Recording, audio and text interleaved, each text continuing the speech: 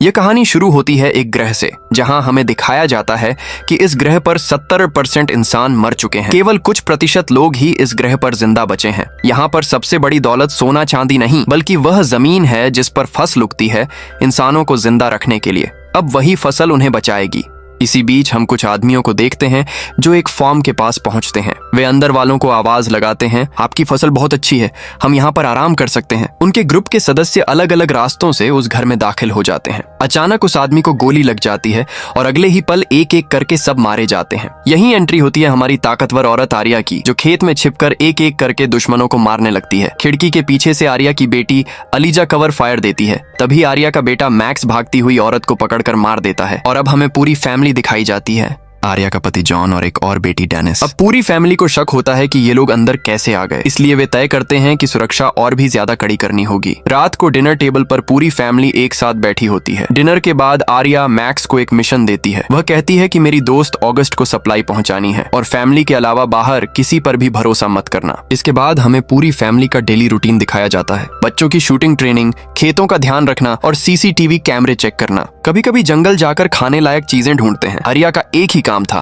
Radio पर बैठकर survivor को सुनने की कोशिश करना। अगली सुबह मैक्स एक बाइक लेकर निकलता है और कुछ देर बाद वह एक टूटी फूटी बिल्डिंग के पास पहुंच जाता है। वहां एक बॉक्स पड़ा था जिस पर ऑगस्ट लिखा था। मैक्स को इसी चीज का मिशन मिला था और उसने उस बॉक्स में सप्लाई रखकर वहां से निकलने लगता है। उसके बाद मैक्स स्विमिंग करता है और जब वह पानी से बाहर निकल रहा होता है तो उसे उसी पानी में एक लड़की नजर आ जाती है। उसे देखकर मैक्स बहुत खुश होता है और उसका पीछा करने लगता है। वह देखता है कि यह लड़की जंगल के अंदर एक हिडन फैमिली में चली जाती है। मैक्स घर लौटकर उस लड़की के बारे में सोचना बंद नहीं कर पाता। वह उसके ख्यालों में खो जाता है। अगले दिन मैक्स दोबारा उसी जगह पर जाता है, लेकिन उसे वहां वह लड़की नहीं दिखती। मैक्स उस लड़की के स्केच बनाने लगता है, जैसे उसकी याद को जिंदा रखना चाहता हो। कुछ दिन बाद मैक्स, डेनिस और जॉन एक वेयर हाउस जाते हैं सप्लाईज ढूंढने के लिए। डेनिस वहां देखती है कि छत से लाशें लटकी हुई हैं। ये देखकर डेनिस शॉक हो जाती है। थोड़ी देर में एक सोल्जर्स का ग्रुप सामने आ जाता है। सब अपनी अपनी गन्स एक दूसरे पर पॉइंट करते हैं। सोल्जर्स बोलते हैं कि हम यहाँ किसानों की मदद कर रहे हैं। जॉन उनसे पूछता है, तुम लोग फ्लेमिंग्स के साथ हो? तो सोल्जर हाँ बोलता है।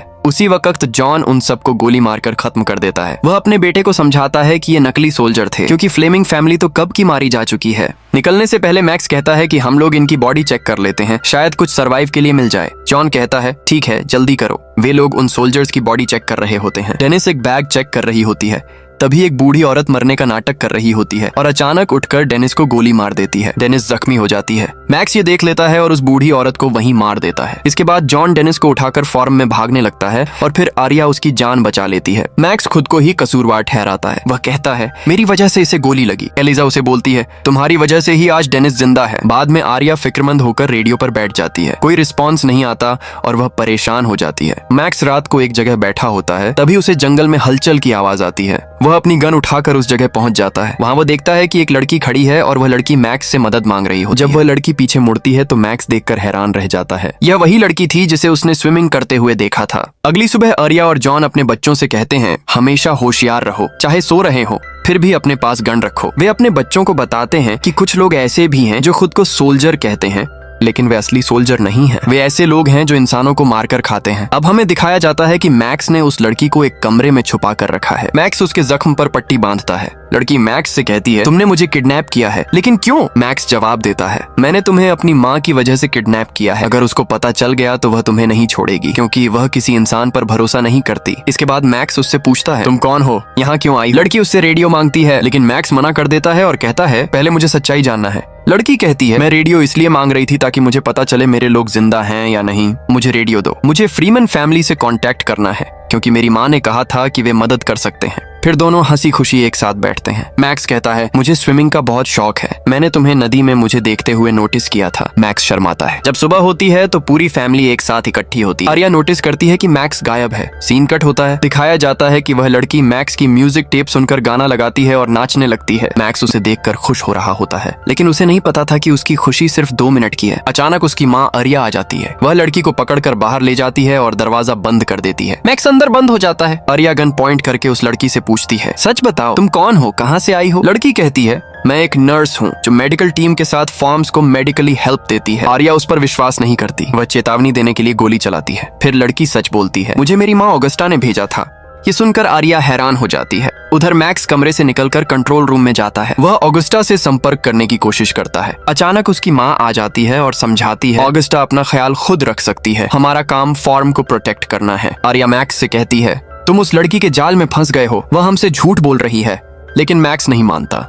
माँ और बेटे में लड़ाई होने लगती। गुस्से में वह घर छोड़कर निकल जाता है। अब वह फैसला करता है कि वह अकेले ही उस लड़की के साथ उसकी माँ को ढूंढेगा। दोनों बाइक पर निकल जाते हैं। उधर आर्या को जब पता चलता है कि दोनों गायब हैं, वह भी उनके पीछे निकल जाती है। अब हमें दिखाया जाता है कि मैक्स और लड़की दोनों उस जगह पर पहुंच जाते हैं। जब वे उस जगह को देखते हैं तो वहाँ खाली टेंट और एक गहरी खामोशी छाई हुई होती है, लेकिन उन्हें वहाँ पर अगास्था कहीं भी नजर नहीं आती। इधर फार्म पर जॉन का एक सीसीटीवी अचानक बंद हो जाता है और वह बाइक लेकर वजह चेक करने निकलता है। लेकिन जॉन को दूर से एक हिरण दिखता है और जब वह पास जाता है तो वह हिरण नहीं बल्कि एक आदमखोर होता है। अचानक पीछे से कदमों की आवाज आती है और कोई उसे पीछे से पकड़कर बेहोश कर देता है। फिर सारे आदमखोर उसकी बॉडी पर टूट पड़ते हैं। दूसरी तरफ मैक्स और वह लड़की एक पुरानी बस में पहुंच जाते हैं और वहाँ वह लड़की सच बताती है, मैक्स मैंने तुमसे झूठ बोला, मुझे आदमखोरों ने नहीं भेजा था, उन्होंने मेरी माँ और बाकी लोगों को किडनैप किया है, तभी मैंने तुमसे झूठ बोला। ये सुनकर मैक्स शॉक हो जाता है, लेकिन तभी उसके पीछे से एक शैडो उसके करीब आने लगती है। इधर आर्या अगास्था के घर पहुंचती है। खाली कमरे और फूलों के निशान। वह अपने दोस्त को ढूंढ रही होती है, लेकिन तभी पीछे से एक आदमखोर उसे बेहोश कर देता है। आर्या जब होश में आती है तो देखती है कि उसके सामने ही अगस्था बैठी है और दोनों एक ट्रैप में फंस चुके हैं। फार्म पर अलीजा और डेनिस देखते हैं कि सारे सीसीटीवी कैमरे बंद होने लगते हैं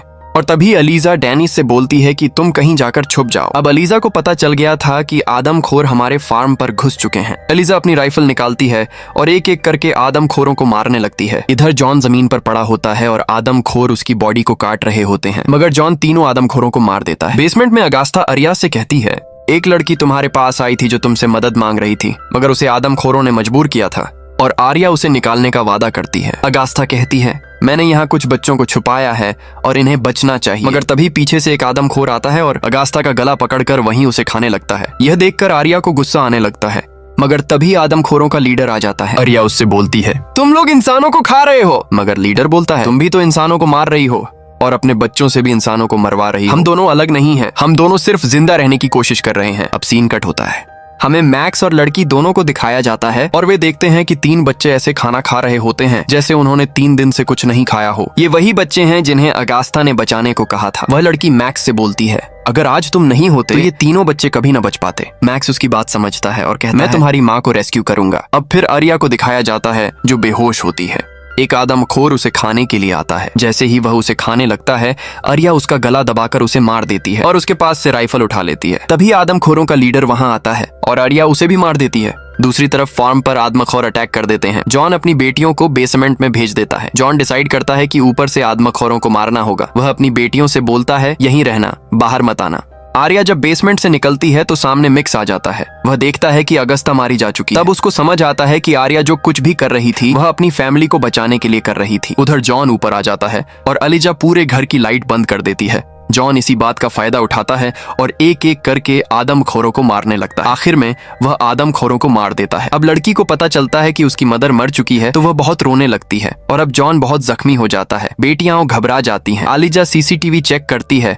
2 आदमखोर गेट के बाहर गैसिंग गिरा रहे हैं घर को जलाने के लिए। जॉन आलिजा से कहता है, उन दोनों को अंदर आने दो, मैं अभी निपटता हूं। बाहर आर्या बच्चों को लेकर आती है, मगर अचानक उन पर कोई फायरिंग करने लगता है।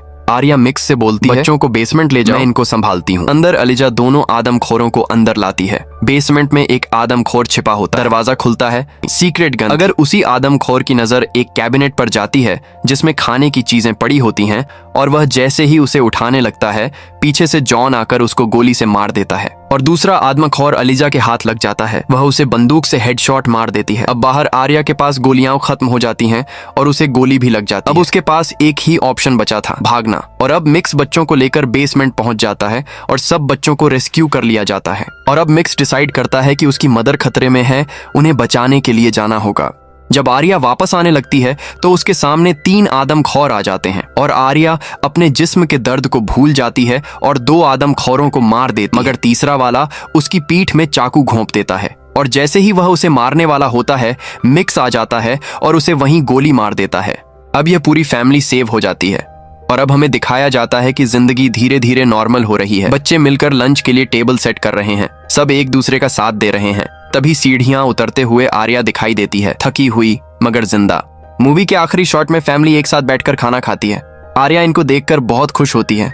अगर आपको ये मूवी अच्छी लगी हो तो लाइक और सब्सक्राइब कर देना।